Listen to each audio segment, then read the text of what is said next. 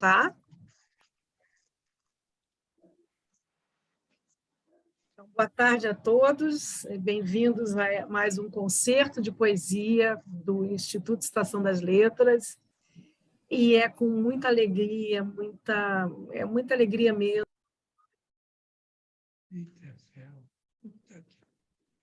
Suzana fechou o som. Vou começar tudo de novo. Vou começar tudo de novo, então. Boa tarde a todos. É com muita alegria que o Instituto Estação das Letras e a revista Malar Margens, comandada pelo nosso mestre aqui, Nuno Hall, poeta, mestre nosso também, editor da Malar Margens, recebemos o Afonso Henriques Neto,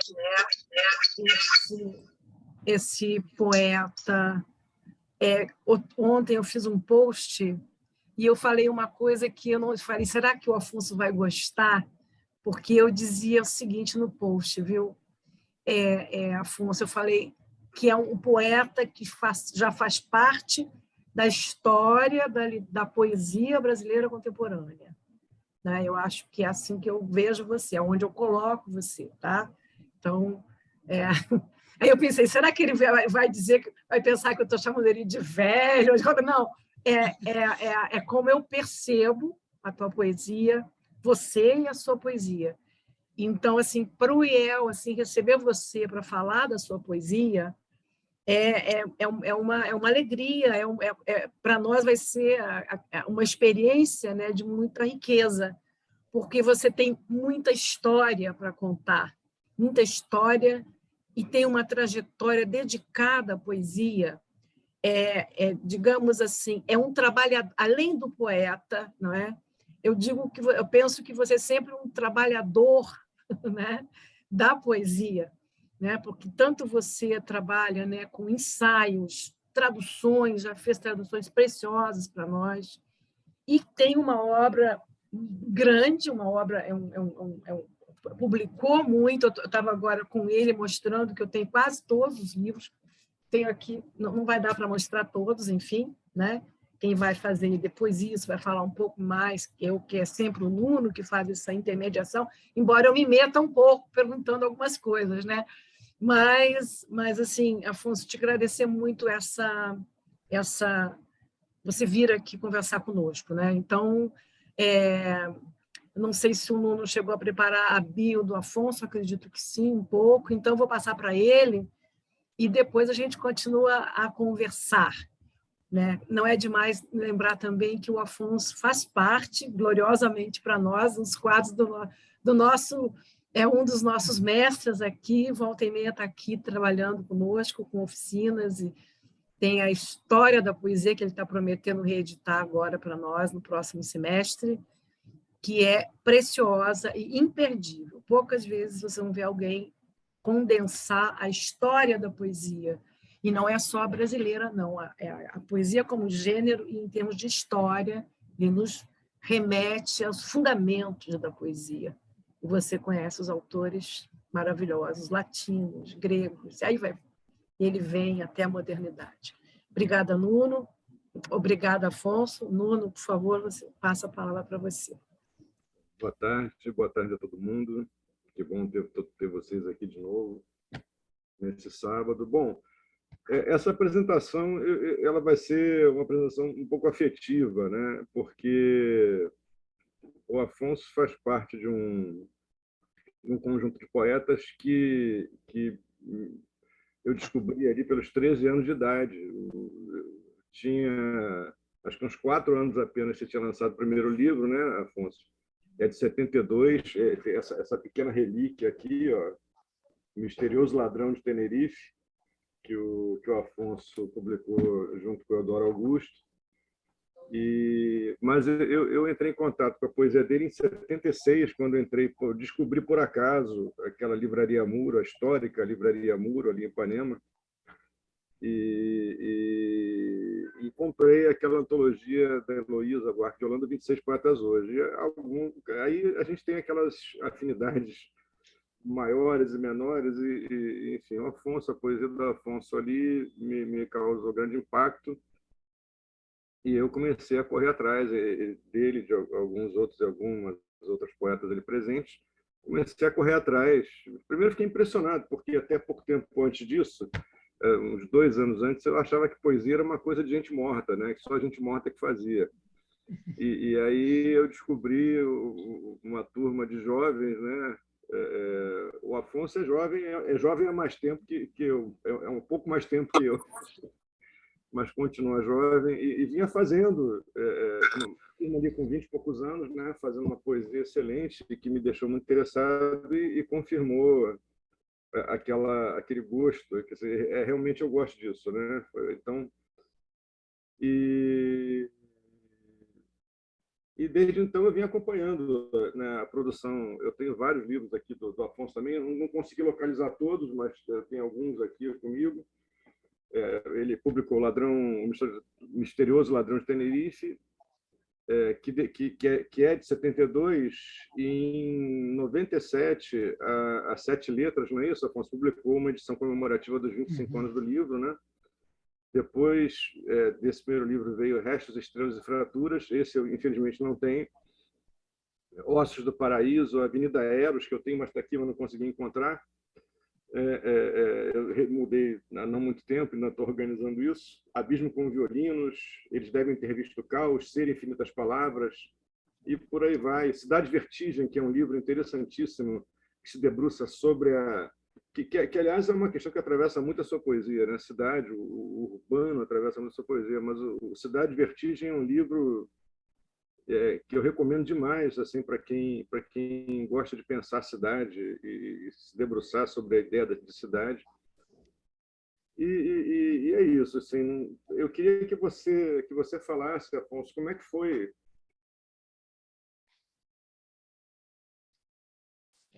Ficou congelado tá congelado né, gente? Parece, né? Tá. Vamos esperar um minutinho ele voltar, senão eu continuo aqui com o Afonso. Tá? E aí ele vai e volta, gente. Oi, Nuno. Congelou. Congelou. Ele deu uma congelada lá. Vai voltar daqui a pouco. Essa história dos congelamentos é tão esquisita, né? A gente fica assim...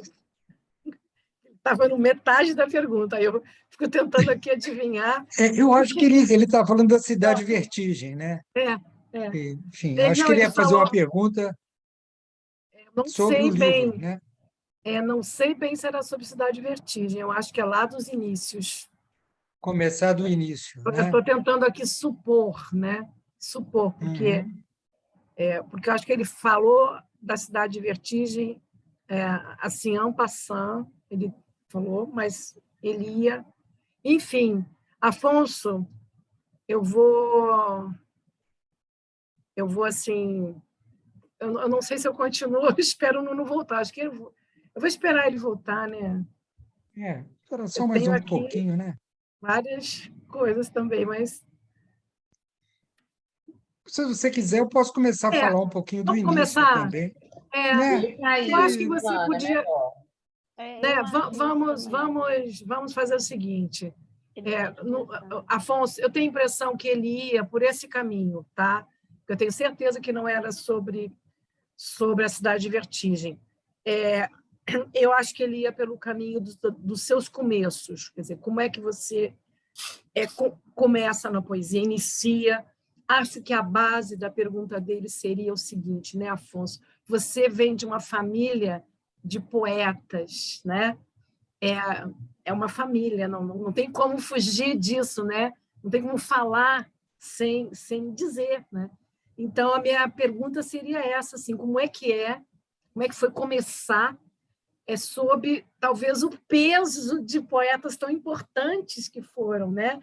Você teve, né, um avô, um pai, quer dizer, é uma linhagem de poetas. Então, entra por aí que depois eu localizo o Nuno. Nuno, eu fiz uma pergunta para ele, tá? Só para... Tá ótimo. Peço desculpas, porque chegou um técnico da NET aqui e garantiu que a internet não ia cair. Ele está mexendo em outra coisa. E aí acho que caiu, não sei. Peço desculpas a todo mundo, tá? Eu estou no celular agora, mas Tá então, bom. desculpem. Não, tudo bem. Tá. Não, Pode eu vou... falar. Afonso, né? Está com a palavra. Bom, a Suzana colocou quero falar um pouquinho das minhas origens, né? Como é que a poesia aconteceu para mim. Não, a Suzana tem toda a razão. Você ser filho, né? Eu nasci numa casa, posso dizer, numa casa de poesia, né? A- a- Meus antepassados são muitos, né, escritores, sendo dois muito bons. E tem mais, teve outros, mas esses dois, o, o, o primeiro é o Bernardo Guimarães, né, o autor da Escravizaura, romancista e conhecido, mas também bom poeta, romântico. E Bernardo era tio-avô do meu avô. Então, ele é meu tio, trisavô, essas coisas. Mas eu gosto muito da obra do Bernardo, gosto muito mesmo. É um autor importantíssimo, eu acho, dentro do romantismo. E depois vem meu avô, que junto com Cruz e Souza, são os dois grandes nomes do simbolismo brasileiro, né? Então, é um poeta também mais do que conhecido enfim, já um clássico também da língua portuguesa, que eu não tenho nem mais o que muito falar sobre, porque todo mundo já acho que já conhece, né? Meu pai é um poeta que já vem do pós-modernismo, né? Muitos colocam ele na geração de 45, né? Que é a geração de João Cabral, de Melo Neto e outros grandes poetas, né? E, bom, ainda tem meu tio, que é poeta e principalmente contista, que é o João Alfonso, que é um contista muito importante do modernismo mineiro, da geração do Drummond, etc. Foi muito amigo do Drummond, mas morreu novo, morreu com 40 e poucos anos, e mesmo assim deixou uma obra bem importante. Então, eu nasci no meio desses livros todos, né? E, obviamente, que isso para mim foi muito importante. Mas eu sempre faço uma pergunta a mim mesmo, né? Você nascer numa casa assim de poetas, escritores, uma família, significa que você necessariamente vai escrever poesia? Minha resposta sempre foi não, porque eu tenho uma quantidade enorme de primos e primas, né? Porque meu avô teve 15 filhos, de dezenas e dezenas e dezenas de primos, né? E primas. E o único que escreve poesia sou eu, né? Entre todo mundo. Então, não é. Meu irmão é artista plástico. Ele até gosta de escrever também, mas ele não é escritor, né? Minha irmã é arquiteta, antropóloga, escreve os livros dela, mas também não é poeta, né? O único poeta sou eu. Então, não é só porque eu nasci, né, dentro da família que eu sou poeta. Não, a poesia é algo que você traz dentro de você, independente de ter nascido aqui, ali ou acolá. Eu acho isso.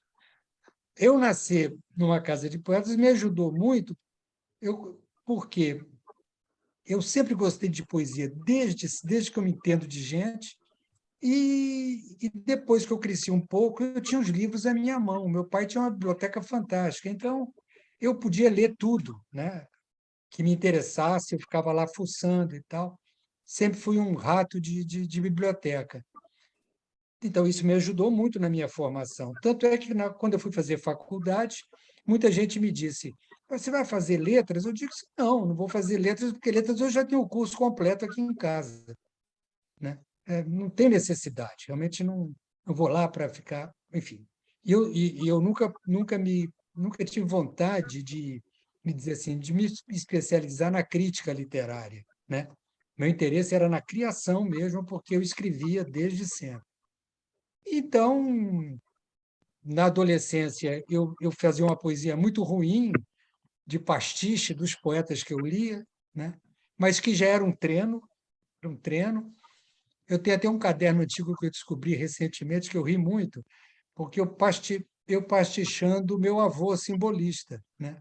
Uma coisa horrorosa, um negócio triste, mas era um trabalho dos 15 anos, e que é muito interessante se você olhar por esse aspecto, né?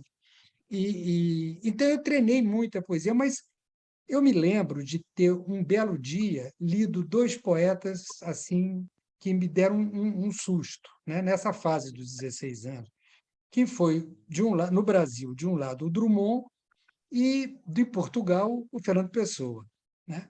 E principalmente o Pessoa quase que me deu eu fui a nocaute com ele, né? Eu me lembro de ter tido uma espécie de febre mesmo. Acho que eu tive uns 38,5, mais ou menos, depois da leitura do Pessoa a primeira vez. Foi uma revelação da poesia para mim, assim, de uma maneira, né, muito forte. E a partir dali eu me lembro que eu mudei o meu olhar, a minha maneira de escrever, e comecei a escrever um outro tipo de poesia, né? E aí comecei a buscar quem era o Afonso no meio desse monte de livro que eu lia, né?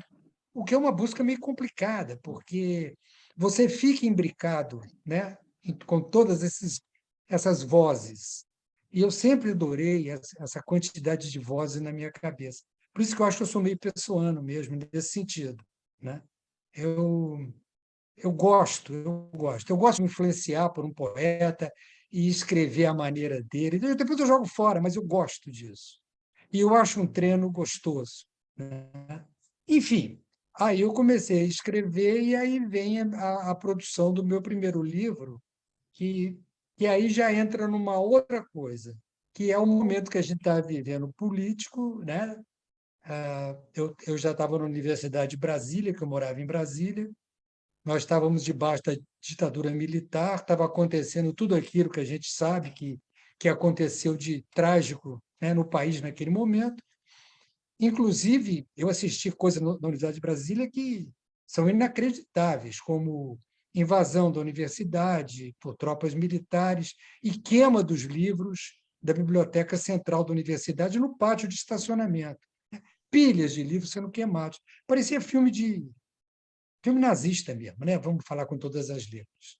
Mas, enfim, eu vivi esse momento muito duro, né, da política brasileira, quando eu comecei a escrever uma poesia que eu posso chamar de minha poesia mesmo, né?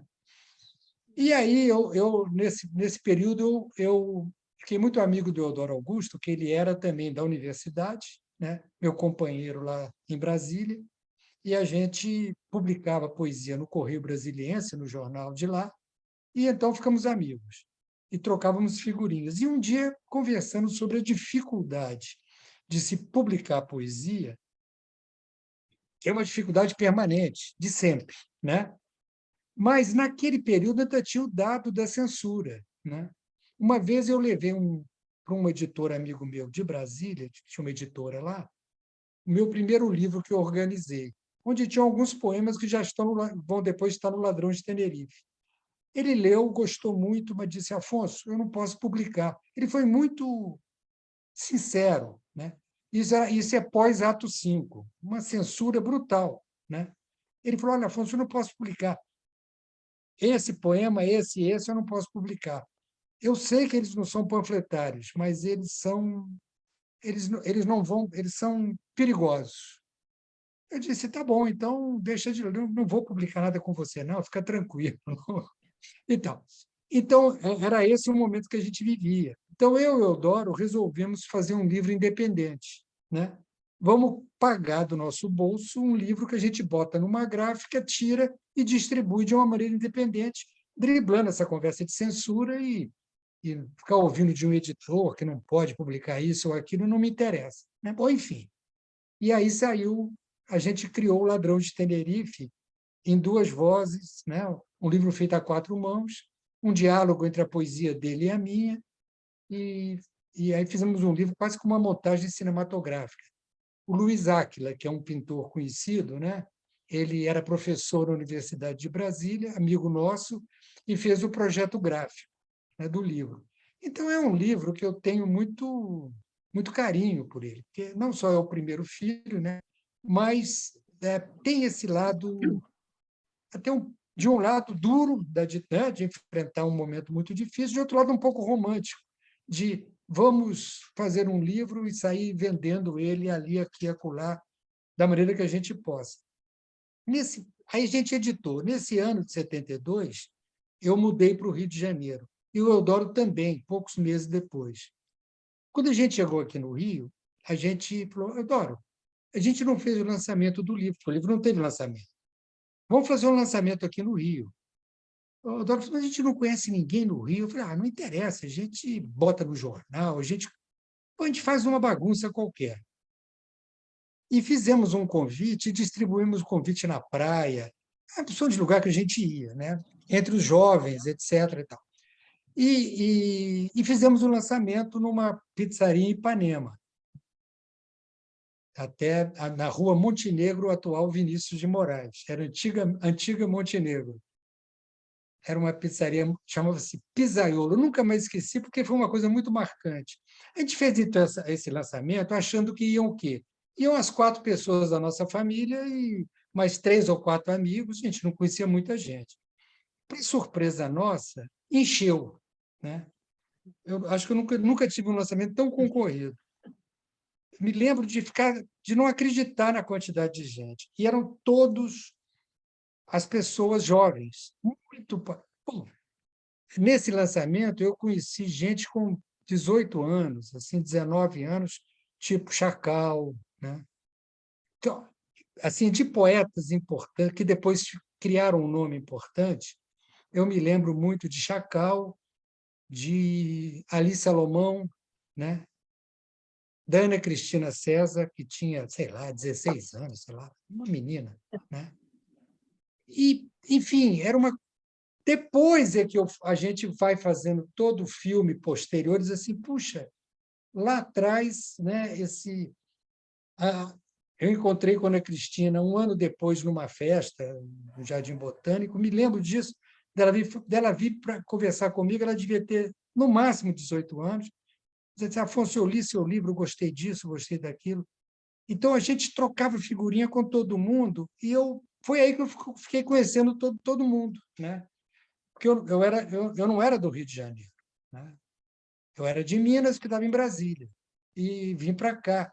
Mas, em um ano, eu já fazia parte dessa geração, né? Então, foi uma coisa muito, muito forte para mim, né? Então, hoje eu me Afonso, considero mais carinhoso. Sim. não, mas termina a frase, eu te interrompi.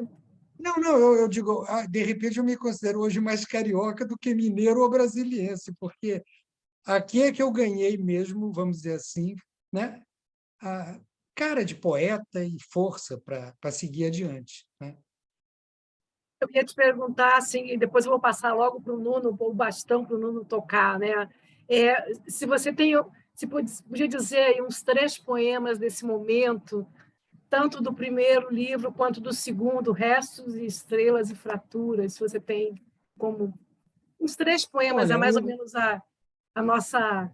A gente vai pedindo aos poucos, de 3 em 3 poemas aqui.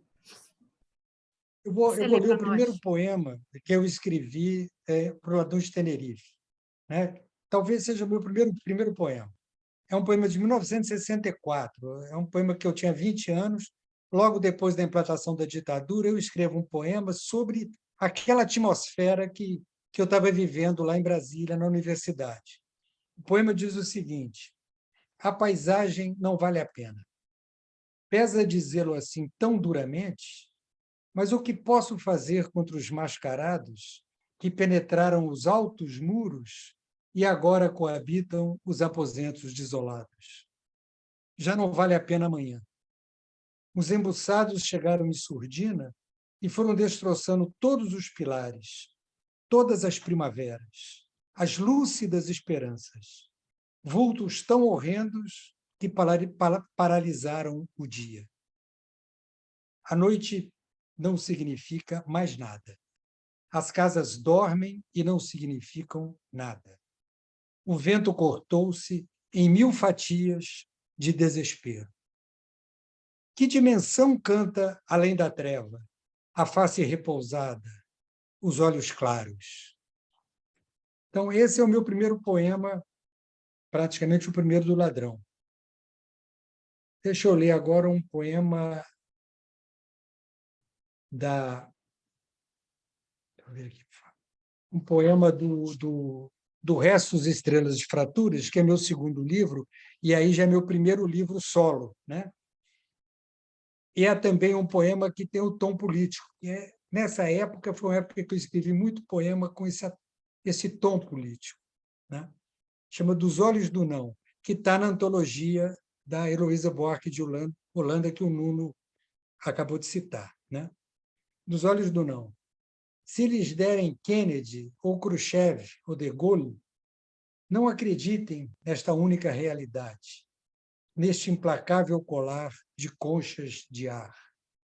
Se lhes derem os códigos, os gestos, as modas, não acreditem nessa enlatada realidade, nesta implacável aranha de invisíveis fios. Se lhes derem a esperança, o progresso, a palavra, não acreditem na imposta realidade, na implacável engrenagem das hélices de vácuo.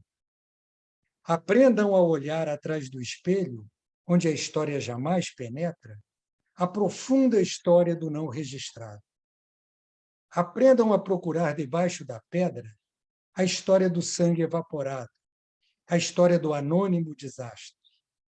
Aprendam a perguntar por quem construiu a cidade, por quem cunhou o dinheiro, por quem mastigou a pólvora do canhão para que as sílabas das leis fossem cuspidas sobre as cabeças desses condenados ao silêncio.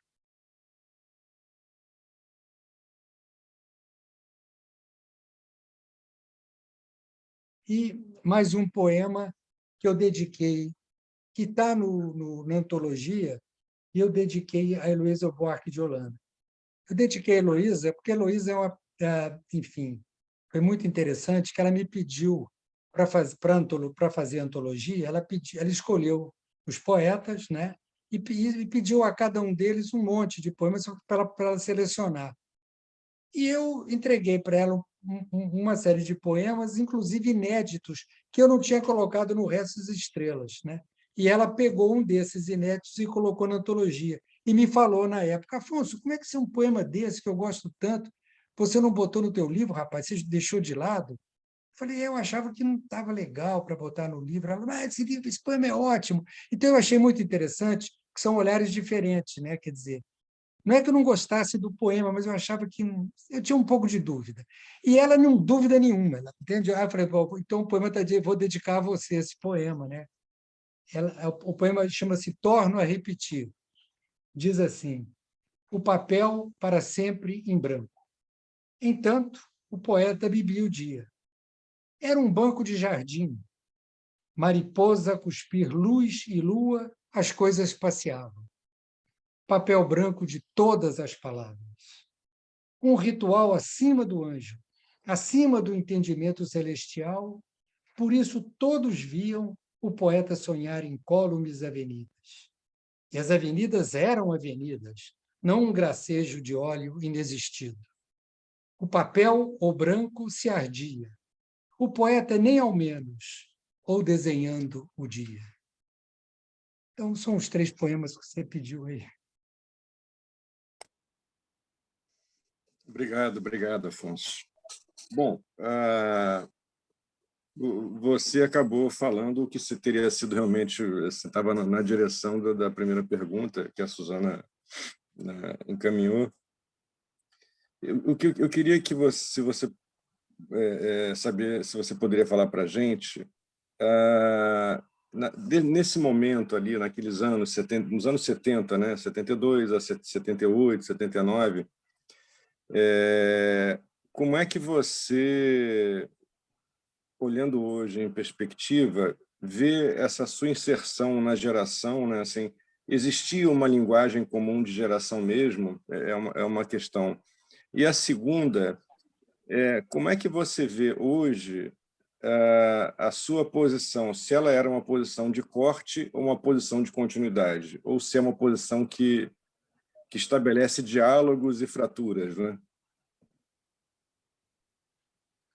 É uma pergunta até difícil, né? Porque eu acho que quando você fala diálogos e fraturas, que até tem a ver com o título do meu segundo livro, né? Uhum. É que talvez se aproxime mais do que seja. Porque, veja, havia uma linguagem bastante incomum dessa geração 70, Uhum. que era, de certa forma, um retorno ao modernismo, né? Mas ao modernismo oswaldiano, né? Aquela linguagem que elegia o coloquial, né? De uma maneira radical. Claro que na década de 70 a gente vai ter uma série de outros elementos que permeiam a geração, que não é apenas o retorno ao Oswald de Andrade. Quando a gente pensa também que o discurso da pop art, de um modo geral, inclusive da contracultura toda que estava presente, etc., etc. Mas eu nem vou entrar nisso, vai ficar muito longo, né?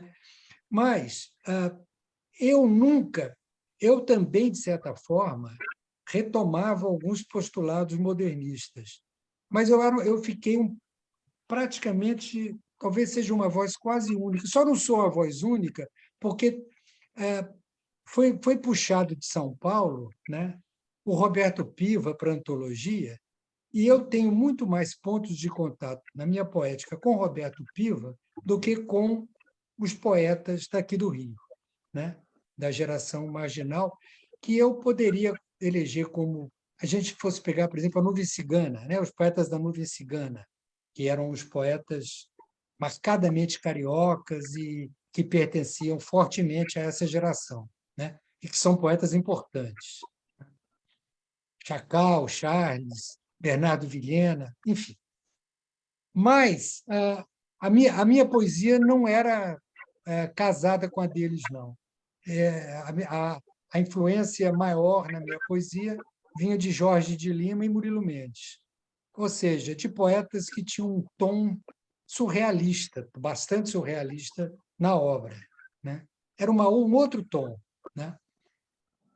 Mas eles eram também dois grandes poetas modernistas, também, né? Só que trabalhando com uma linguagem também diferente dos demais modernistas lá nas décadas de 20 e 30. Né? Então, eu me aproximava muito mais da poética de Jorge de Lima e de Murilo Mendes, e, de certa forma, também da do Drummond, né? que são os três poetas que mais me influenciaram aqui no Brasil, os poetas modernos, né, que eu estou falando, que mais me influenciaram e que talvez me influenciem até hoje, porque a Invenção de Orfeu, do Jorge de Lima, nunca saiu da minha cabeceira. Quando eu li aquilo com 20 anos, eu enlouqueci também. Falei, meu Deus, que isso? Né? E esse livro, que eu considero talvez o mais... É até difícil falar o mais, né? Importante, porque isso é muito chato. Mas um dos grandes livros do modernismo brasileiro, da poesia moderna brasileira. Né? Eu, às vezes, fico tão entusiasmado com o livro que eu digo que é o mais importante da moderna poesia brasileira, é o Invenção de Orfeu. E que é um livro pouco lido, pouco conhecido, mas que nunca saiu da minha cabeceira. Então, é isso. De certa forma, eu sou uma voz meio isolada assim, dentro da geração nesse aspecto. Não quanto à feitura dos livros, né? que eu fazia também livros independentes como todo mundo, vendia de uma forma independente como todo mundo, me relacionava muito bem com todo mundo, mas a minha poesia eu posso considerar até, vamos dizer assim, mais intelectualizada, entre aspas, né? do que os meus companheiros.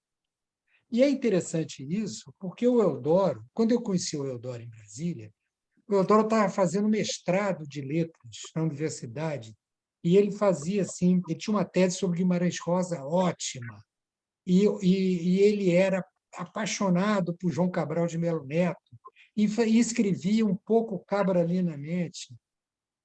Então, quando o Eudoro chega aqui no Rio, pós-72, né, então, já no Misterioso, ele já tinha fugido disso, né, dessa linguagem. Era mais a década de 60 mesmo, final da década de 60. Eudoro sai o fora Cabral daquela linguagem cabralina e vai trabalhar uma linguagem, sabe, que a gente chamaria dessa poesia marginal, né? Em que o coloquial é primordial, né? E o Eudoro nunca mais voltou a recuperar essa linguagem, que ele mesmo dizia para mim, era muito intelectualizada aquilo. Mas eu nunca liguei para essa coisa de ser ou não ser intelectualizado, entende? Eu escrevia poesia que brotava de mim e acabou-se. Então, eu não tinha muito... Eu não prestava muita atenção, para dizer a verdade, se a geração escrevia assim ou assado. Eu prestava atenção nas minhas leituras, nos meus interesses literários, no que eu curtia, no que eu gostava e no que eu tinha prazer de escrever, né? Se não combinava com a geração, não tinha a menor importância. Menor importância. É isso, eu acho. Claro que, por isso, muita gente hoje fala comigo, você tem uma voz meio marginal, a própria poesia marginal. Eu falei, se você quiser me colocar assim, teve gente que me coloca assim, você é marginal, a própria marginalidade. Eu falei, também essa coisa de poesia marginal é uma coisa completamente, né, é apenas um rótulo, mais nada, né? O nome, na verdade, foi mais por conta da marginalidade em relação aos meios de publicação, né? Produção, isso mesmo. Pela produção, pela autopublicação. Agora, não tem digamos assim, uma explicação estilística, porque todos são muito diversos, são incomparáveis, São né? diversos. Você, Ana Cristina, o Ali Salomão, Geraldo Carneiro, enfim, são Muito diversos. Mas poetas muito... aquele núcleo, por exemplo, da Nuvem Cigana, ali era fazia questão de dizer que tinha uma poesia suja, tinha uma isso. poesia, sabe? Tinha aquele tom, que era um tom que beirava o que se chamava também de marginal na linguagem, além de ser marginal na produção, na distribuição dos livros, etc. Que aí sim eu me considero um poeta marginal, sim, nesse aspecto. Agora, nesse aspecto da língua suja, eu acho que não tem nada a ver, não, sabe? Bocage tinha boca suja, é um poeta clássico. Isso quase não tem nada a ver. Eu acho que é meio complicado você caminhar por aí. Afonso, na verdade, você continua nesse caminho, né? Você não, né? É um poeta que continua a publicar seus livros. Você não está assim interessado em pertencer a nenhuma geração específica. É uma outra forma. Eu acho que é uma forma diferente de estar, né? Hoje eu tô rouca, mas é um modo diferente, eu acho, de estar na paisagem poética brasileira. Talvez. Eu não me Desculpa. preocupei com isso, não. Eu acho muito chato, sabe, negócio de geração. Eu acho que poesia é, antes de tudo, lirismo. Para mim, entende? Então, como eu descobri isso lá atrás, eu acho que sem lirismo, sem um sopro lírico forte, a poesia ela fica um pouco esvaziada para mim. Para mim, né? Então, quando eu coloco qualquer coisa experimental dentro do meu verso, ou mais coloquial, junto, eu, de repente, tenho uma necessidade extrema de fechar aquilo tudo com um verso assim, altamente lírico e altamente clássico. Entende? Assim, um alexandrino perfeito, bom, forte, né? E isso eu nunca mais saiu da minha cabeça. A única carta que eu recebi do Drummond, e eu mandei para ele meu terceiro livro, o Ossos do Paraíso. E aí eu descobri, na carta que ele me mandou, falando do livro, para mim foi uma alegria enorme, ele tinha lido também O Resto das Estrelas e Fraturas, e eu não sabia, né? E ele falou comigo, Afonso, o que eu gostei muito da sua poesia foi que você trabalha, às vezes, momentos de vanguarda ou de uma linguagem mais coloquial, exatamente isso que eu estou falando para vocês, né? Mas você entremeia também com um bom lirismo. Aí ele diz assim, pessoalmente, o Drummond dizendo, eu pessoalmente não acredito em poesia que não tenha sopro lírico. entende? Então, você continue, não se esqueça disso e continue assim. Né? Então, ou seja, o elogio que ele me fez nem foi dizer assim, esse poema é bonito, aquele não é. Foi de falar do conjunto e de dizer para mim, olha, presta atenção, porque você está fazendo uma coisa que está certa. Entende? Foi isso que ele me disse. Você está fazendo uma coisa que está certíssimo. A gente não pode abandonar o lirismo. Né? Aí eu notei uma coisa, por isso é que a minha paixão, por exemplo, por Garcia Lorca, porque eu gostava tanto do Lorca, que eu gosto até hoje, é outro poeta meu de cabeceira, é porque aquele lirismo lorquiano, lá da Espanha mesmo, profunda, né? Os poemas rondos dele, aquela coisa bem Lorca mesmo, aquilo é uma beleza extrema, entende? Ele é um poeta que tem esse lirismo carregado mesmo, né, nas canções dele e tal. Então, isso sempre me interessou muito. E não é só me interessou, não, isso me emocionava muito e me emociona muito. Então, poesia, para mim, tem muito de comoção, de emoção mesmo. Né? Senão não eu escreveria prosa e não poesia. Né? Enfim. Afonso, ouve isso aqui, ó. É você. Tempo, tempo, elucidai o violino entardecente, manhã e vento azuis, o que fizeres, não fizeres, antes, depois, vazio inclemente, treva e mente escarlate. Meu tempo, relâmpago sobre verbos mortos, esclarecei o vôo do cristal, o gume da luz, o agudo hino. Ó sonho do nada sobre o mar divino. Esse é você. Puxa, você pegou um poema que eu gosto muito, que bom. Aliás, você tinha me Eu falado amo uma esse vez poema. desse poema que você gosta Eu dele, é sei ele de isso? cor. Eu fui ler para não, na frente do poeta, não ficar colocando Que bom, leu caco muito no bem. poema, né? Mas lê poesia para a gente aí, para nós mais. Não, pois é, porque esse poema mostra bem isso, entende? Esse verso final, ele é um fecho de ouro, né? Ele é eu sei, eu coloquei como fecho de ouro e funciona bem a beça, porque é bonito mesmo. Eu gosto demais desse verso, né? Ó sonho do nada sobre o mar divino. O que é isso? Eu nem sei o que é, mas é bonito, é lindo, né? Eu sei que é bonito. Você leu agora até me emocionou. Muitas vezes eu Como se olho fosse o mar e lembro do teu verso, pois é. viu? E eu acho que isso é que o Drummond falou comigo nessa carta, entendeu? Afonso, não se esqueça dos belos versos, sabe? Poesia também é um belo verso colocado de repente dentro do poema. E o Drummond é mestre nisso. O Drummond é um mestre, Drummond é um dos grandes poetas da língua portuguesa. Nossa, eu admiro mesmo, de verdade. Né? Ele é o nosso verso maker maior. Mas, enfim, da modernidade. Porque lá do século XIX a gente tem cada cara que eu sou assim, me rendo inteiramente. Isso, a gente não pode deixar de ler toda a tradição. Por isso que você me falou do negócio da história da poesia, que eu gosto de dar, né? Porque sem a tradição você está perdido. Gente, o Nuno é arquiteto também, não é, Nuno? Também, também. Você não te interessa profundamente saber quem foi Fídias, não é? O Claro, Partenon? Né? claro. O Partenon é das obras mais belas Perfeito. de todos os tempos. Né? É uma beleza. Quem é esse cara? Quem é esse arquiteto? Aquilo é poesia pura, né? Aquilo é uma coisa séria, não é brincadeira. Inclusive, E aqueles gregos são estruturalmente, o terríveis. Partenon tem a ver com a Ilíada, viu? Existe uma Isso. relação da Ilíada com o Partenon, em termos de tempo e métrica. Se você analisar, Pronto, você está aí. consegue paralelos ali. Então, falou o poeta e arquiteto, entende? Pois Então é. é isso.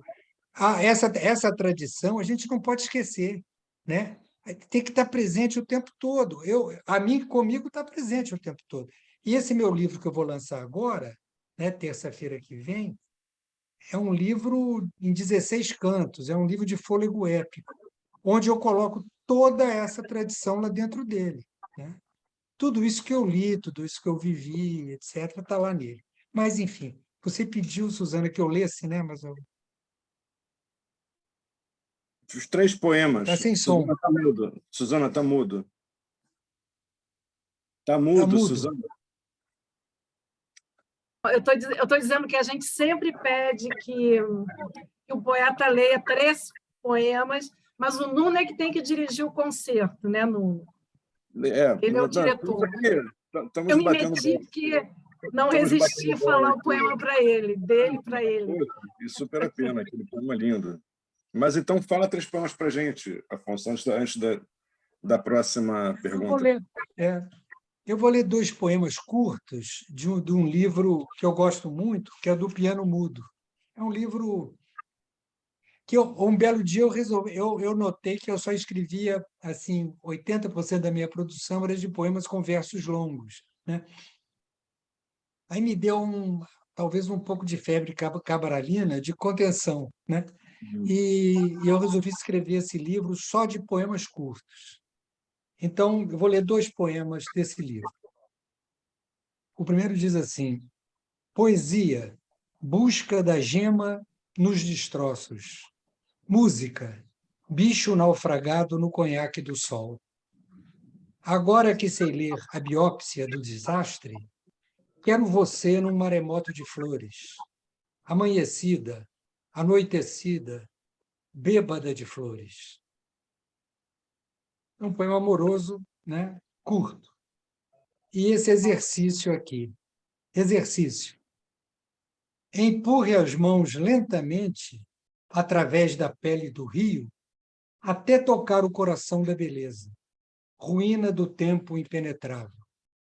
Depois as retire lentamente, como se puxasse do infinito a respiração da criança nascendo. Então, esse é o exercício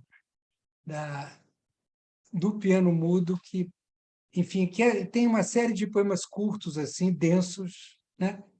E que eu espero sim, de que tem essa carga lírica, né? Essa pegada lírica, que, na verdade, quando eu digo lírico, é aquela pegada que emociona a pessoa, né? Que comove a pessoa. Eu acho que a poesia tem que ter um pouco disso também, né? Não é que seja só isso, mas às vezes aquela poesia que fica muito prosaica, dura, é até forte, né? Mas falta, eu às vezes digo, gente, cabia um verso aqui para. Né? Então eu me preocupo muito com isso. Enfim. E vou ler também desse livro o poema mais longo que tem no livro, que se chama Discurso. Nada existe, celebremos a alegria. O nascer e o morrer não nos acontece. Só para os outros somos espetáculo. Há vento em excesso pelos buracos da linguagem. Um jardim muito espesso, labirinto de ideias. Flocos de imagens sobre natais de fumaça. Nada existe, celebremos a aventura. Tudo se instala. O sentido esvaziou-se do oceano, praias da totalidade. O que não existe celebra a concretude. É grave a pedra, a pele desgarrada, o esqueleto do silêncio. Lábios se tocam em alegria, beijo seco, jardim de séculos. Quase nenhuma fala, ninguém, mas os caminhos. Recordemos, infância veloz, olfato de espantos, estátua ardente arfando no sonho. Apenas não há ninguém, mas os espaços. Apenas o já nascido, previamente ido. Infinito buraco sem tempo. Celebração.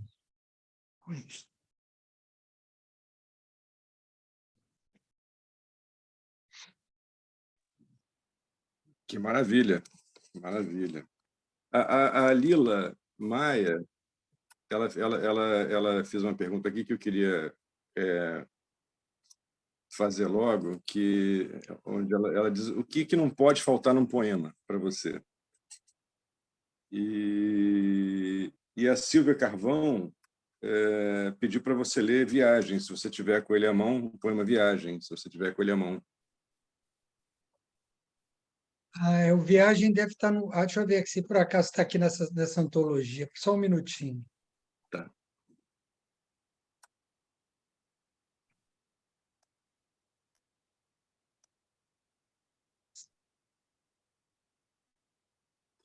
Quer dizer, textualmente, a pergunta da Lila o que não pode faltar na escrita de um bom poema, né?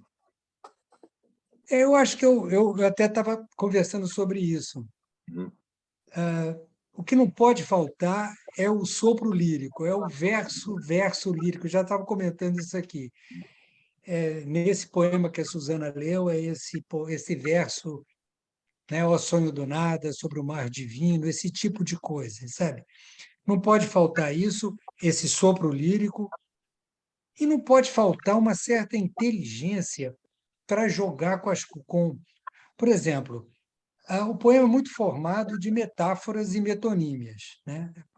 Metáforas e metonímias são meio complicados, mas eles são fundamentais para a construção do poema, das imagens poéticas.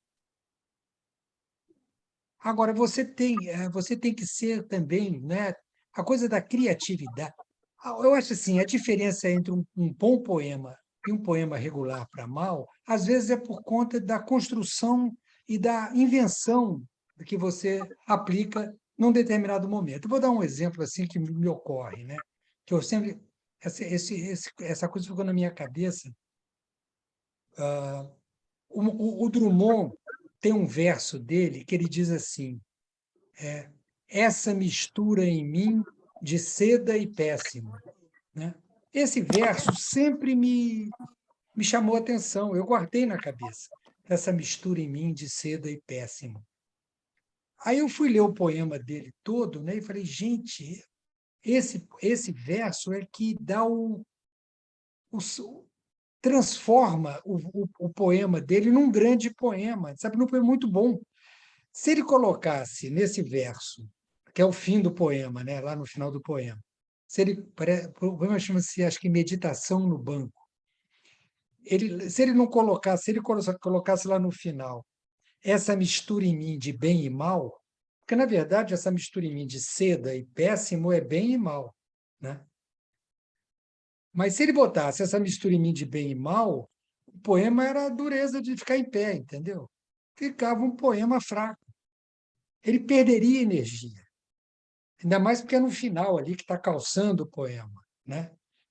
O Drummond, que é o Drummond, ele não vai botar nunca essa mistura em mim de bem e mal. Ele bota essa mistura em mim de seda e péssimo e te deixa sem saber o que é isso, né? Por quê? Porque ele colocou palavras... Ele, no lugar de bem e mal, ele colocou palavras que não são usuais, né, de estarem ali, naquele lugar. Isso não é usual. Então, a colocação de determinadas palavras em lugares não usuais, né, trocando palavras, apurando a metáfora e a metonímia, é que, na minha opinião, faz o poema crescer de produção. Então, isso significa, é um exemplo, né, assim, né, meio aleatório, mas significa o quê? Que técnica literária, técnica poética, é uma coisa que você tem que prestar atenção, sabe? O poeta tem que prestar atenção. Eu sempre prestei atenção. Por que eu falo isso? Porque eu olhava, por exemplo, os quadros, a pintura. Eu dizia, gente, o sujeito sabe desenhar bem, ele pinta bem, ele não faz aquilo da orelhada, não. Ele tem aquilo é uma técnica, né? É uma técnica mesmo. O que é um Renoir? O que é um Van Gogh? É técnica profunda, domínio profundo da técnica da pintura, né? Olha, a poesia é a mesma coisa. Se eu não tiver um domínio de técnica também, de não saber por que Drummond colocou de seda e péssimo, entende? Em vez de bem e mal, eu não estou entendendo. A construção literária é direito, a construção poética é direito. Então, eu sempre prestei muita atenção nisso, né? E fico de olho, ó, esse verso está muito bem construído. Por que que ele está bem construído? E aí você vai, enfim, vai aprendendo a carpintaria também, né? Então, não é só o impulso que a gente chama de inspiração, né? Quando a musa te convoca a fazer o poema, que existe esse sopro que vem lá, sei lá de onde, né?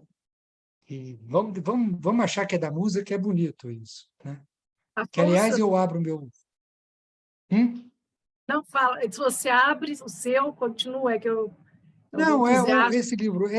esse livro novo, eu coloco como epígrafe 3 poetas, Homero, Virgílio e Walt Whitman. E eu abro com um verso do Homero, que é justamente isso, que ele fala: ó musa, canta-me o homem multifacetado, que é a abertura da Odisseia, né? Ele abre a Odisseia evocando a musa. Ó musa, canta-me o homem multifacetado, que é Ulisses, o homem multifacetado, né? Que eu acho muito bonito isso. E como eu me considero multifacetado, eu disse, deixa eu aproveitar isso aqui no Homero, né? Enfim, mas essa evocação à musa, que é uma coisa lá das origens da poesia, eu acho muito bonito. Eu evoco até hoje sem nenhum problema, né? Porque eu, às vezes, localizo dentro de mim como se fosse uma espécie de uma gema brilhante lá dentro, que eu não sei onde fica, onde está irradiando poesia. É ali, aquele centro que a gente chama de coração, chama de mente, sei lá do que a gente chama, mas que existe lá dentro da gente queimando, né? Mas isso aí, essa gema, esse fogo, né, que está lá e que é o que produz a poesia, vamos dizer assim, é a musa que sopra essa brasa, né? É uma musa aí, né? Por isso, quando a gente se apaixona, a gente diz assim, a minha musa chegou, né? Mas é porque essa paixão leva ao fogo também, né? Não necessariamente só essa paixão, mas ela leva ao fogo, sim, né? Por quê? Porque a paixão é uma coisa que te comove, que te mexe, que te, né, revolve as suas entranhas. Então, isso é poesia, isso provoca poesia, sim, né? Então, também não tem vergonha nenhuma de dizer assim, não, aquele amor que eu tive, ela foi a musa de tais e tais poemas, que foi mesmo, né? E você diz, você ainda é apaixonado? Não, foi uma paixão que aconteceu, não sou mais apaixonado, mas num determinado momento fui, né? E me provocou coisas boas, nesse sentido da musa mesmo, soprar a poesia, né? Então, eu acho que isso é legal, eu acho isso muito legal. Gosto de falar do canto da sereia, que eu acho outro mito lindíssimo, entende? Porque é um canto mudo, é porque o Ulisses enfiou cera no ouvido para não escutar, então, na verdade, se transformou na Odisseia num canto mudo, num canto silencioso, né? E que é um canto, e quanto mais silencioso, mais belo. Então, tudo isso eu acho muito bonito, e eu utilizo isso. Isso tudo é poesia, tudo isso é por aí que se tece a poesia, através dos mitos, através da técnica, através de tanta coisa, né? Mas é isso, né? Então, eu presto atenção nisso tudo, né? E é assim que eu vou construindo o meu trabalho. Bom, você podia falar, então, mais 3 poemas para a gente, Afonso? E se um deles puder ser Viagem, se você achar. Não, Viagem eu tenho num livro, mas não Viagem está está aqui na minha aqui, mão. ó. Está aqui nos Pois é, 50 mas é porque escolhidos. eu coloquei aqui do meu lado uma Né? antologia que eu publiquei em Portugal, em Lisboa, né? Essa antologia aqui, Hum. né? Bom, enfim, mas o Viagem está num livro lá dentro. Nesse livro eu teria que ir lá buscar, vai atrapalhar acho que um pouco aqui Uhum.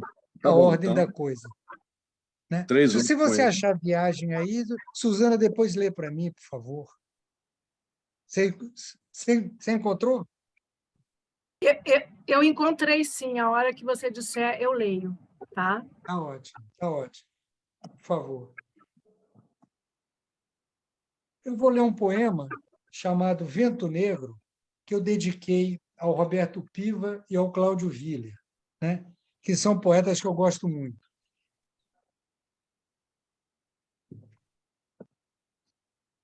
Vento Negro. Eles virão dos subúrbios congelados, óleo expelido na música de corpos descascados, mágicas vermelhas, vísceras e sementes, enterradas nos despenhadeiros do sangue, rubis de furacões paralisados, nevroses e tempestades de adagas, tesudas coxas esquartejadas, vapores da loucura, formigas desmapeando cidades, uma chuva sem termos, uma comunhão de verbos torturados, palavras do sonho nos altares sem memórias. Eles virão nas paranoias transcendentes, arderão nos desfiladeiros de ferro e convulsão, as babas das vidrarias, os sexos iridescentes.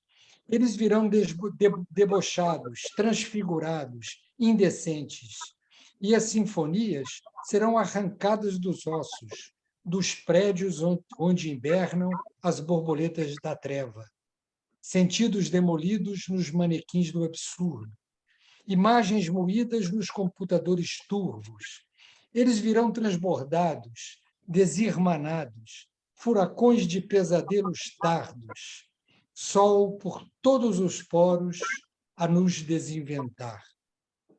Esse Vento Negro, eu procurei dar bem o tom também da poesia do Piva e do Willer.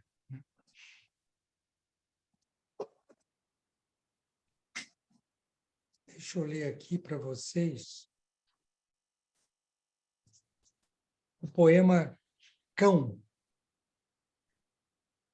Não vou mais respirar, nunca mais ordenhar para escrever um livro. Não vou às bacantes, ao verão de vidro sobre o mar dos diamantes. Ficarei só com meu bulldog. Nunca tive um, apenas uma gargalhada. Só com minhas pulgas, minha pele de vulcões silenciosos, esta espécie de incêndio solitário, brilho agudo, animal titânico. O cão rosna, e quando todos adormecem, o licor do sonho adoça o nervo da noite, mantém o invisível. Agora só vou ao poema pela paixão a ganir das palavras, pelo gosto de chupá-las, corpo contra corpo, cuspo na realidade. Foda-se a musa, as cordilheiras de luz, coxas de outro verão. O tempo sempre foi impaciência. Só agora que perdi os dentes e o rugido, descubro a contragosto meu bulldog. Mesmo os acordes aleatórios, músculos violentos sobre a presa, sais do amor, ácidos da fortuna, e estamos mortos, baby. Mas fudidos assim é que brilhamos. Não quero mais harmonia para escrever o livro. Não vou escrever. Que beleza. Afonso, você poderia falar um pouco para a gente da sua relação na escrita com a cidade, e aí falar um pouco sobre o processo do livro Cidade Vertigem, que é um livro assim, muito particular, muito peculiar, né? Muito interessante. Como é que se deu? Como é que você concentrou coisas que talvez tivessem impulsos que estavam mais dispersos em sua poesia, né? E concentrou ali no Cidade Vertigem? O Cidade Vertigem tem uma história interessantíssima. É um livro, como você falou, é um livro bem peculiar e é uma coisa única no meu trabalho, dentro da minha obra. Eu gosto demais do Cidade Vertigem, né? Como é que foi a construção desse livro? Eu vou explicar assim rapidamente. Na década de 80, eu estava comecei a escrever um poema que eu imaginava ser um poema longo sobre o tema da cidade, que sempre me preocupou, né? Essa coisa da megalópole. Eu morava no Rio, fazia meus livros como a Saúde em São Paulo, então vivia em São Paulo. Então, Rio e São Paulo, as duas megalópolis, e eu comecei a escrever sobre essa vivência, né? Os problemas da cidade, etc, etc, etc. Bom, Mas o livro eu fui deixando na gaveta, porque ele foi crescendo, eu fui deixando lá na gaveta e publicando outros livros na frente. Quando chegou na década de 90, eu fui fazer minha tese de doutorado na Escola de Comunicação da UFRJ. Então, porque, enfim, eu dava aula na Universidade Federal Fluminense, na área da comunicação. Claro, eu dava aula para os cursos de cinema, publicidade e jornalismo, né?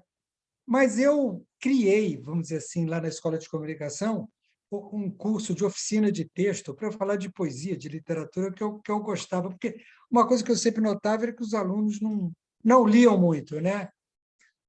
Espera um minuto só que estão tocando aqui em casa. Só um segundo, por favor.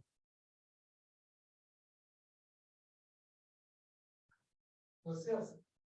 Eu estou aqui na posição. Né?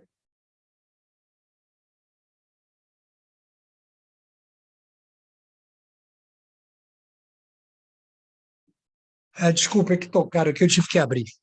Mas, enfim, eu tava dizendo que eu era professor e tal, e dava aula, e que puxava literatura por saber que os alunos liam muito pouco. Quando eu fui fazer meu doutorado, eu não tinha o tema estava procurando um tema para a tese, né? Foi minha mulher, a Cessa, né, que é arquiteta, que falou comigo: Afonso, por que você não pega seu poema da cidade, que está tão bonito e tal, mas ainda não está pronto e tal? Você, para escrever o poema, eu tenho notado que você está lendo coisas, inclusive, da minha biblioteca. Eu pegava livros da biblioteca da Cessa, de arquitetura, pegava urbanistas que me interessavam, lia coisas, para completar meu poema, né? Eu estava fazendo essa pesquisa também, paralela. E ela falou: você podia fazer ensaios, mostrando como é que você está escrevendo o poema, e daí você tira ensaio, constrói ensaios, faz uma coisa mista. Foi uma ideia da Cessa, isso, né, da minha mulher. Falei: Cessa, é uma bela ideia, eu vou ver se dá para montar isso. Agora, o problema é encontrar um orientador que vai gostar da história de eu estar com um poema enorme no meio da tese, né? Mas aí, bom, eu procurei alguém me disse: Afonso, olha, o Márcio Tavares da Amaral, ele adora poesia, ele escreve poesia também, ele é filósofo, enfim, eu acho que ele vai gostar disso, mostra para ele. Eu procurei o Márcio falou: Afonso, está lindo o poema. Aliás, eu tinha dito para ele: eu quero colocar esse poema na tese, mas eu boto ele lá no finzinho, como apêndice, né? Boto os ensaios na frente para constituir a tese. Ele falou: de jeito nenhum, você vai abrir sua tese com o poema, né? Ele trocou tudo, deu força e eu fiz a tese. Bom, defendi essa tese e depois eu peguei essa tese e retrabalhei para escrever, para produzir o Cidade Vertigem. Ou seja, veio da minha tese, né? Mas para o Cidade Vertigem eu escrevi muito mais, eu escrevi muita poesia em prosa, que coloquei dentro do livro, que já existia também na tese alguma coisa, mas eu ampliei, escrevi mais, e hoje eu estou fazendo uma revisão criteriosa do Cidade Vertigem. Eu vou manter tudo, não estou, mas estou ampliando o Cidade Vertigem, e ano que vem eu vou republicar, né, ampliado, revisto e ampliado. Porque é um livro que ele para mim, ele é um work in progress, né? A cidade está aí, os problemas estão aí, e a gente pode continuar a falar sobre 1000 coisas, né? 1000 aspectos, né? Enfim. Então, Nuno, foi mais ou menos isso o que eu fiz, né? É interessante. Eu não tinha eu não sabia dessa circunstância da tese, enfim. O livro ele me pareceu um livro híbrido, assim, né? Ele vai é um mosaico, né, de pensamento e poesia. É uma frase meio fraca essa, mosaico de poesia e pensamento, né? Mas assim, é um mosaico de poemas e textos mais ensaísticos, mas que eu não sabia dessa circunstância da tese. Muito, vou até pegar para rever agora. Pois é, tem esse tom, porque você vai ver no livro que tem eu pego determinados poetas, como Baudelaire, Eliot, etc., e vejo na obra deles como eles trataram o tema da cidade, né, na obra deles. Esses são e pego também alguns urbanistas, né, e pego também o pensamento utópico dentro da arquitetura, né, para poder fazer meus ensaios, para compor, que compôs a minha tese. Minha tese foi composta desses ensaios, né? Só que o poema participou também, né? Agora, quando eu fui fazer o livro, eu retrabalhei tudo para a construção do livro, né? Então, enfim, não tem mais aquele tom de tese com introdução, conclusão, não sei mais o quê. Não é mais até, mas é a tese, sim. Tá ali. Todos os textos que estão no livro participaram da tese. Quase todos, não todos, mas quase todos, né? Legal. Fala 3 poemas para a gente, então, Afonso.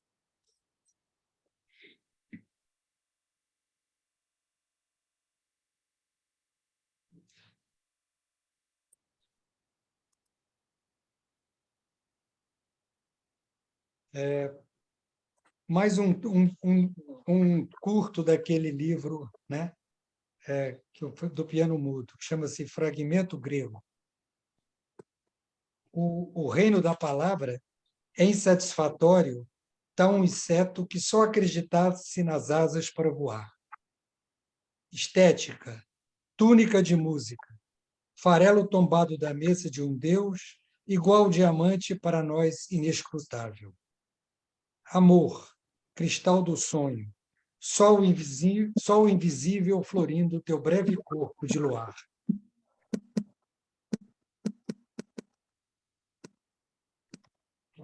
Agora um poema maior que está nesse meu livro agora que eu vou lançar, que chama De Biografias Urbanas.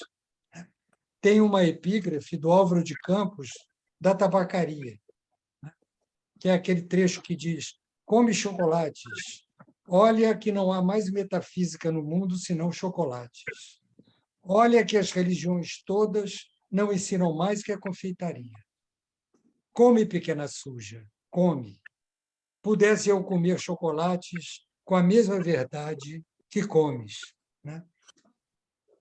Aí o poema diz o seguinte: fico a pensar por que diabos alguém consegue escrever um poema como a tabacaria, algo acima das forças e dos vermes que roerão qualquer dessas carnes inúteis, se não forem antes tostadas em algum forno crematório e todo o pó colocado a girar sobre os versos exaustos deste poema simplesmente do caralho.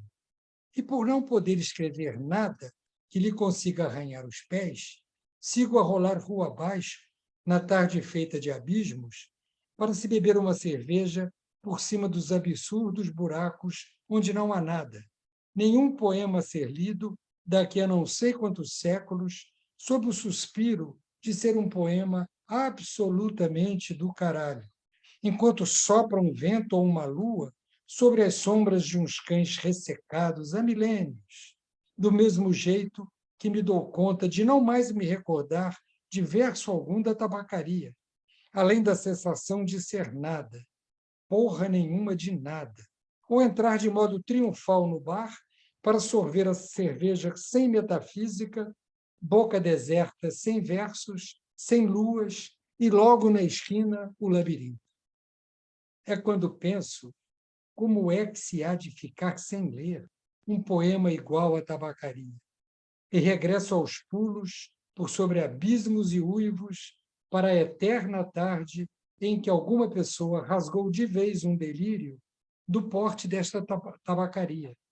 Lá nas paragens remotas das luzes mofadas em que se bebe silêncio, mudez anterior aos espaços, nudez que jamais pertenceu a nenhuma árvore que arde o alto vazio de ouro em estilhaços.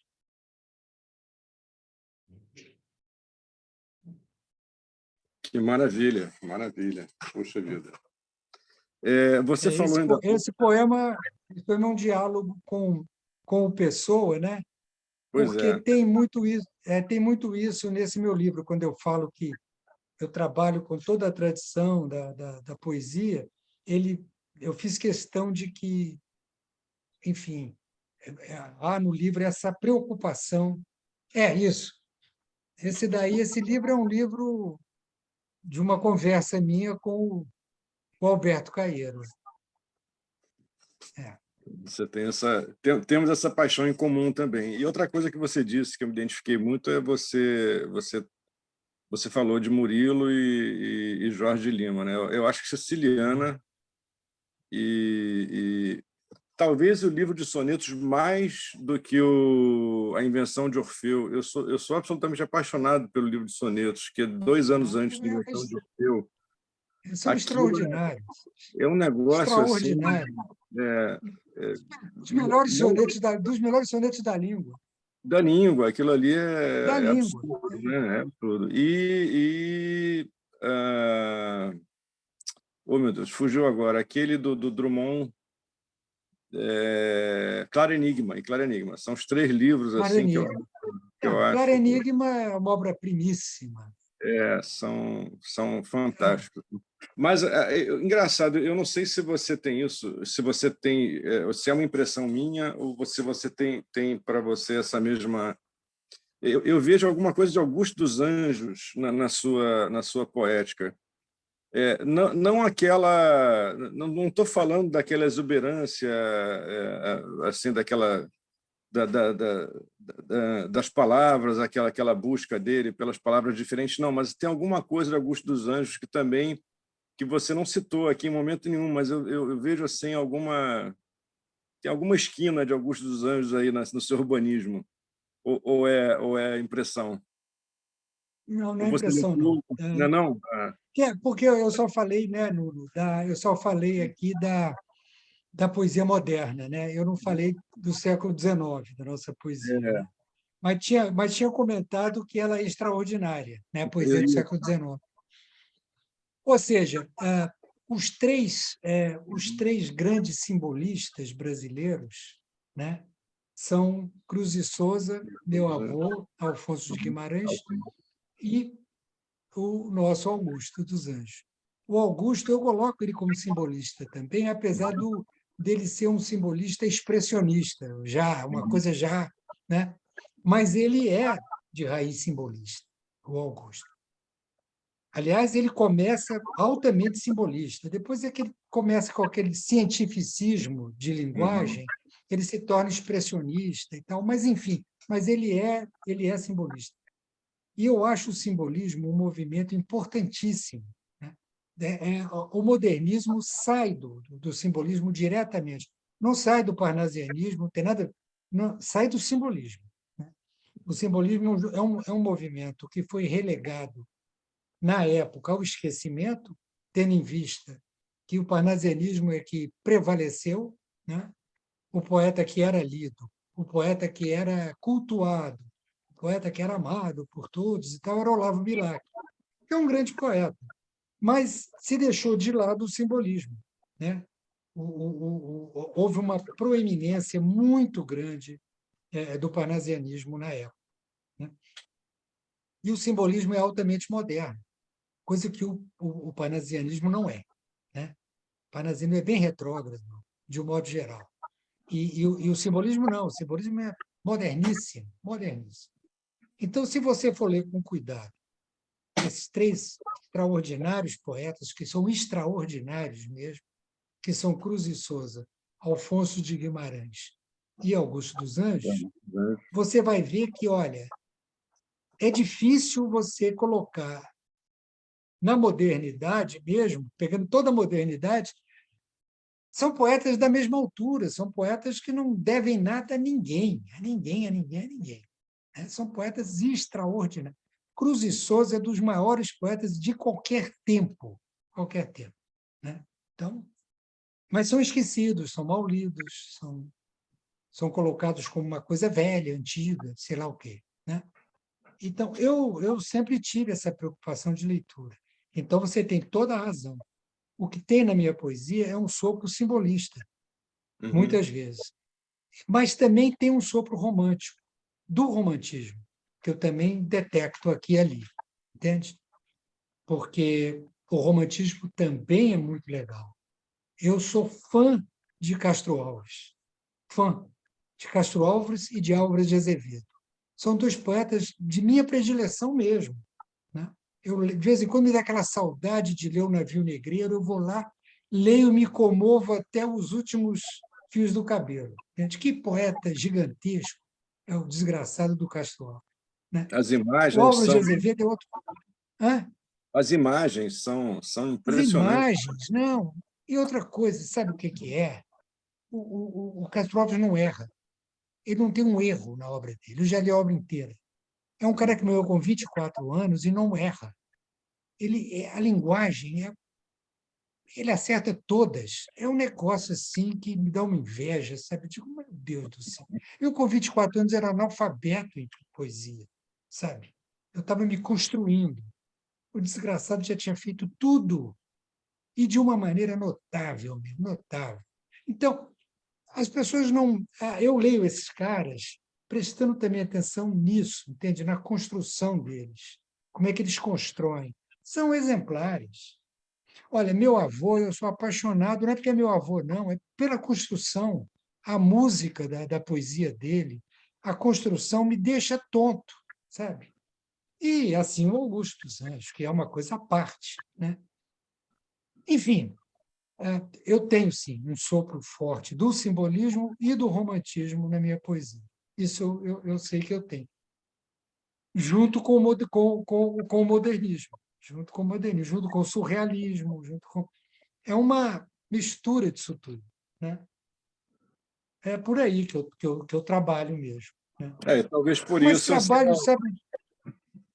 Sim, não, ia dizer, talvez por isso essa marginalidade em relação à geração marginal, né? Porque eles não era outra onda ali. A maioria deles, né, era uma onda completamente diferente. era um mundo diferente porque, justamente, Uhum. para dizer com todas as letras, eles não tinham a leitura que eu tinha, leitura Sim. dessa poesia. Eles faziam um trabalho muito mais intuitivo, a maior parte, né? Não estou dizendo todos, mas a maior parte. Não Ana Cristina, não, que a Ana Cristina lia tudo, né? Ana Cristina era tudo. A, enfim, até me lembro que o Chacal dizia: não, Ana Cristina não é anti. Porque o pessoal dizia assim: a poesia marginal é anti-intelectual. Aí o Chacal dizia assim: menos Ana Cristina, que é super intelectual. Né? Ficava brincando, né? É. Mas porque a Ana Cristina lia tudo. Né? Então, agora, não que o trabalho dela tenha essa carga, não. Mas ela era uma pessoa muito bem informada, que eu quero dizer. Era professora, lia, pesquisava, era danada, ela tinha uma antena muito aberta, né? Pena que morreu tão cedo, porque ela ia fazer o diabo na obra dela, porque ela era muito interessante. Adoro Ana Cristina. Mas, enfim, gosto dela pela originalidade dela, pela maneira dela ser, que é muito própria. Isso é muito difícil, você ter uma voz tão própria, né? Não é uma coisa fácil, não, e ela tinha uma marca dela.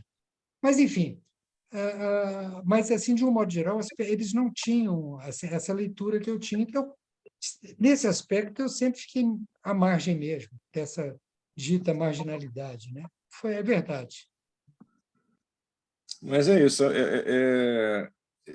Está chegando o momento, que é o momento mais duro da tarde de último sábado do mês, que é o momento de encerrar o concerto. A gente fica querendo, cheio de pergunta para fazer, muito assunto para puxar, mas nós já estamos com 1h30 de conversa e de poemas, né? Então eu vou pedir para você ler 3 poemas, né? Para a gente ouvir e passar para a Suzana fazer os comentários finais, o encerramento. E já de pronto agradeço muito, dizer que, assim, para mim, particularmente, um momento muito bonito, né? Porque eu estou falando, junto comigo aqui, fala aquele menino de 13 anos que leu Afonso Henriques, né, pela primeira vez. Muito obrigado. Obrigado, Nuno.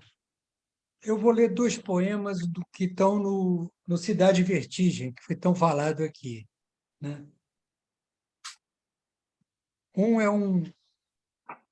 Um diz o seguinte: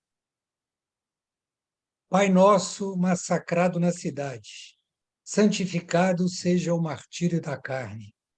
Venha a nós o espetáculo de sombra, pânicos animais no cósmico matador. Seja feita a treva singular que clama pela aurora do divino. O labirinto nosso e o pão do mistério caiam em tempestade sobre os ossos do universo. Amém.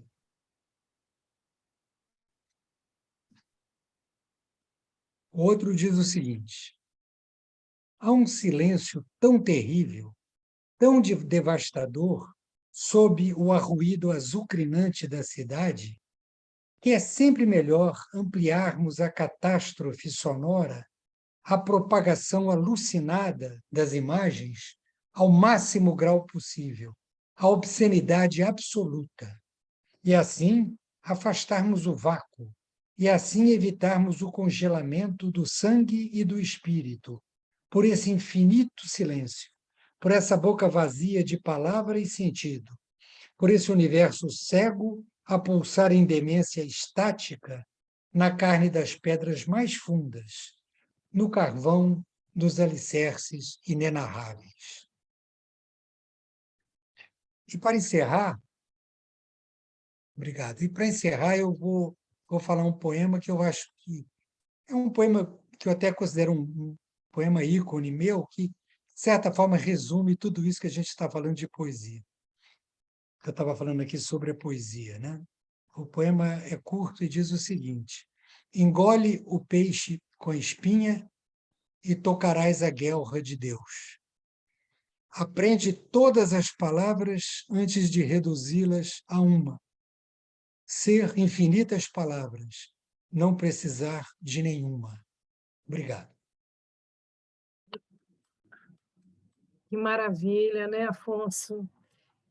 Na verdade, quando eu te disse que quando eu olhava para o mar eu pensava naquele verso, né, do violino, né? Esse é outro verso que ficou assim, esses versos seus, esses também, ser infinitas palavras, não precisar de nenhuma, né? Quer dizer, a poesia é essa coisa, né, que a gente vai buscando o silêncio e fala só o que é necessário, né? É um pouco assim, muito bonito, muito bonito. Eu queria, assim, para terminar, eu vou te pedir mais uma coisa, para você ler mais um poema, tá?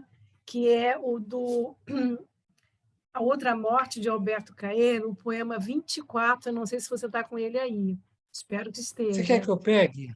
Eu posso pegar rapidamente. Tá bom, vai lá. Tá, só um minutinho. Vou esticar, viu, Nuno? Esticar mais uns minutinhos. Vamos embora, vamos embora.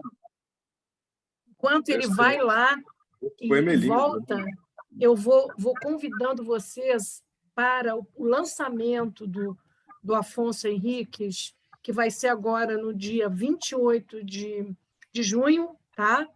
Às Terça-feira. 19 horas, na livraria, na Janela, né? Na Janela. Na Janela livraria, Livraria. no Jardim Botânico, na Janela Livraria, no Jardim Botânico. Tá? Eu não escrevi, aí fiquei um pouco na dúvida. O nome é Janela Livraria. É uma livraria nova, linda, que tem ali no Jardim Botânico. Vocês estão Muito convidados. simpática mesmo a livraria. Atendimento muito bom. Bom, eu estou com o livro já aqui. Você quer o 24, né? 4. Eu vou esticar um pouquinho a pedido da Vitória, que se queixou que 1h30 é pouco para o concerto. Viu, Nuno? Vitória sabe das coisas. Então, é o poema 24 do A Outra Morte, de Alberto Caeiro, do livro. Nada servirá para nada, bem sabemos. Quando a notícia paira um momento, à flor do sonho, e então se espedaça de encontro aos nossos olhos em clarão insuportável. Esta notícia de morto mais recente. E era com quem conversávamos, com tanto sol por cima, até tudo se curvar em nada, e os arvoredos escarlates cantarem na rude bruma. Também os rochedos desamparados. Sei que sou eu quem vai sentindo na superfície das coisas, que se deixam estar indiferentes a qualquer sentimento, e que isto é o fluir do miserável mistério de que temos buscado sílabas para nada, pedaços sem sentido de infinito entre desertos que gritam. Pois se a notícia do morto for algo insuportável, igual a este clarão de sombra a estrangular o sonho, talvez seja a hora de tudo esquecer, tanto quanto se esquecem ossos por esse coágulo de nada vibrar, nada a vestir-se de nada, vento que se ausenta no ar. Maravilha, Afonso. Afonso, então, assim, em nome do Instituto Estação das Letras, que tem essa programação, né, que eu gosto de... Depois eu vou fazer um pouquinho a divulgação da nossa programação do mês, né, do final do mês, porque, né, eu queria assim, agradecer muito a você essa tarde belíssima, né? Vai precisar de outra tarde para você falar muito mais, convidar novamente todos ao teu lançamento do Cantar de Labirinto, e mais dois outros livros, inclusive Aquilo, Aquele e Aquela, que é um livro infantil do Afonso, que vai estar à venda lá. Poesia infantil. Poesia, tudo é poesia. E A Tulipa Azul do Sonho também. São 2 livros que também estarão à venda na noite da Livraria Janela. E divulgar aqui a programação, então, do Instituto. Era Ana Francisca. Oi? A programação de junho do Instituto Estação das Letras. No dia 30, agora, na quinta-feira, às 19 horas, nós vamos ter um Recordar Infâncias. Tá? Aqui é uma programação em que a gente revisita a infância de escritores famosos, e nessa quinta vai ser a infância do Jean-Paul Sartre, tá? Em que a obra é muito localizada na infância, né?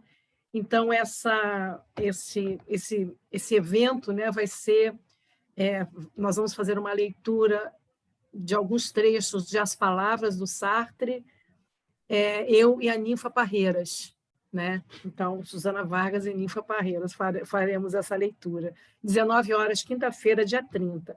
E no dia 1º é um evento Cestas com Letras, estão convidando vocês para Cestas com Letras, que é um evento dos alunos da estação, comandado pelos alunos da Estação das Letras, em que vamos ter aqui a leitura de Caio Fernando Abreu, tá? Do livro de Pequenas Epifanias, do Caio Fernando Abreu, feita pela poeta Mara Sena, que está aqui conosco, que é uma super leitora e vai nos guiar aí pelas sendas do Caio Fernando Abreu. Vocês estão convidadíssimos, é a entrada franca, eu mando o link para vocês todos, a gente manda. Enfim, vocês se inscrevem, quem puder. Estou esperando vocês aqui, tá? Muito obrigada, então, Afonso, mais uma vez, querido amigo. Obrigado a você, viu? Obrigado ao Nuno, a você, a todos. Tchau. Obrigado, Afonso. Obrigada pela presença, gente. Estou vendo pessoas olha, Beth Columa, poeta, está nos Estados Unidos, está aqui nos prestigiando, né? Tanta gente de fora, né? Pessoas de várias partes do país, assim. Então, é isso aí, uma alegria poder contar com vocês aqui no nosso concerto de poesia. Tá bom? Beijo para vocês todos e até o próximo evento do IEL, tá bom? Apareçam aí. Tchau, tchau. Beijo. Tchau, gente. Beijo. Tchau.